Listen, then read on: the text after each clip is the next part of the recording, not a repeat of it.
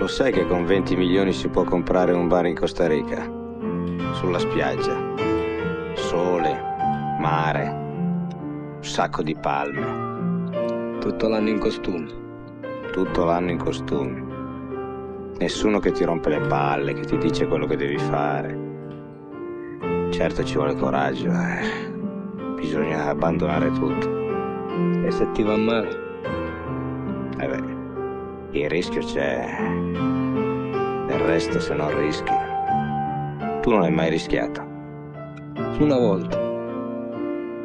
Una volta ho messo 2 fisse a Intercagliari.